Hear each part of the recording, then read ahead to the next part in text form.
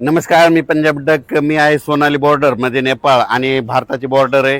तर या ठिकाणी महाराष्ट्रातल्या शेतकऱ्याला सर्वप्रथम आनंदाची बातमी देणार आहे. महाराष्ट्रातल्या सर्व शेतकऱ्यासाठी आनंदाची बातमी. या वर्षी महाराष्ट्रातल्या शेतकऱ्याची मिरगी पेर होणार आहे, म्हणून ही सर्वप्रथम शेतकऱ्यासाठी आनंदाची बातमी. राज्यात सांगायचं झालं तर 7, 8, 9, 10, 11, 12 जूनच्या दरम्यान राज्यात मोसमी पाऊस येणार आहे, म्हणून हा अंदाज महाराष्ट्रातल्या सर्व शेतकऱ्यांनी लक्षात द्यायचा. आजच्यानं कंप्लीट आज आहे 28 मे 2026. आजपासून कंप्लीट 9 दिवस शिल्लक राहिले शेतीचे कामे करण्यासाठी. शेतकऱ्याला विनंती की तुम्ही काय करा, या 9 दिवसामध्ये शेतीचे कामे करून घ्या, कारण की राज्यामध्ये 7, 8, 9, 10, 11, 12 दरम्यान मोसमी पाऊस बरसणार आहे, म्हणून हा अंदाज लक्षात घ्यायचा. आणि सर्वप्रथम सांगू इच्छितो की राज्यामध्ये सांगायचं झालं तर की हे जे मोसमी पाऊस आहे, तर खरं तर पहिलं तर काय होणार आहे, 31 मे पासूनच 31 मे 1, 2, 3, 4, 5 जूनच्या दरम्यान मध्ये पूर्व विदर्भ, काही भागात पश्चिम विदर्भ, दक्षिण महाराष्ट्र, उत्तर महाराष्ट्र, कोकणपट्टी, खानदेश, मराठवाडा सगळीकडे काय होणार आहे, काही भागामध्ये 1 जूनला येईल, काही भागात 2 ला, काही 3 ला, काही 4, 5, 6, 6 जून पर्यंत दररोज वेगवेगळ्या भागात चांगला जोराचा पाऊस पडणार आहे, म्हणून हा अंदाज महाराष्ट्रातल्या शेतकऱ्यांना लक्षात यायचा. पण हे 6 जून पर्यंत पाऊस पडल्याच्या नंतर त्याच्या पाठोपाठ लगेच मोसमी पाऊस येणार आहे आणि 31 आणि 1 तारखेला केरळमध्ये मान्सून दाखल होणार आहे आणि केरळमधून कंप्लीट 5 ते 6 दिवसामध्ये ते महाराष्ट्रात येणार आहे. म्हणून ही सर्वप्रथम महाराष्ट्रातल्या शेतकऱ्यासाठी आनंदाची बातमी. माझी सगळ्या शेतकऱ्याला विनंती, आजच्यानं कंप्लीट 9 दिवस शिल्लक राहिलेले आहेत. तुमचे कामं करण्यासाठी 9 दिवस आहे.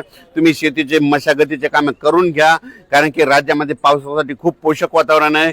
इतकं वातावरण असं कधीच पोषक नसतं, पण काय झालं, यावर्षी उन्हाची तीव्रता जास्त असल्यामुळे यावर्षी खूप पोषक वातावरण तयार झालं.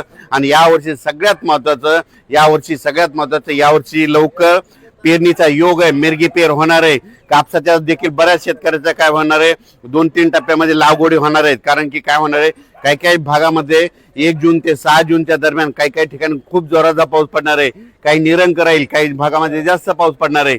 म्हणून हा अंदाज महाराष्ट्रातल्या सर्व शेतकऱ्यांनी लक्षात घ्यायचा.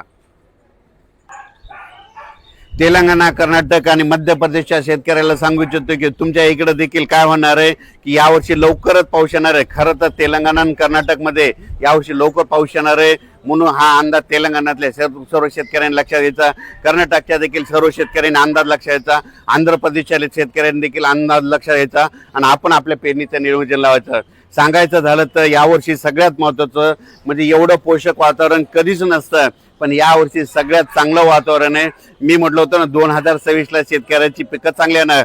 ज्या वर्षी पेरणी लवकर होते त्या वर्षी शेतकरी मालामाल होतो, म्हणून हे लक्षात घ्यायचं.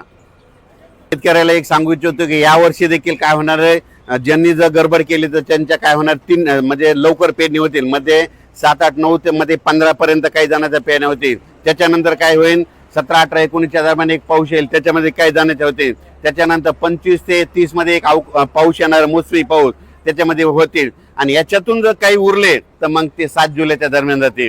पण यावर्षी मात्र पेरणीचा खूप चांगला योग आहे, म्हणून अंदाज लक्षात. उत्तर महाराष्ट्रात देखील काय होणार आहे, 1, 2, 3च्या दरम्यान चांगला पूर्व मोसमी, खरं तर ते मोसमी पाऊसच असतो, म्हणून हे अंदाज लक्षात यायचा. म्हणून हे लक्षात यायचं, चांगला पाऊस पडणार आहे. पण परिस्थिती अशी आहे की 7 जून नंतर जे पाऊस यायला ते पाठीमागून मोसमी पाऊस आहे, म्हणून ही सर्वप्रथम शेतकऱ्यासाठी आनंदाची बातमी. उत्तर महाराष्ट्रातल्या शेतकऱ्याच्या आनंदाची बातमी.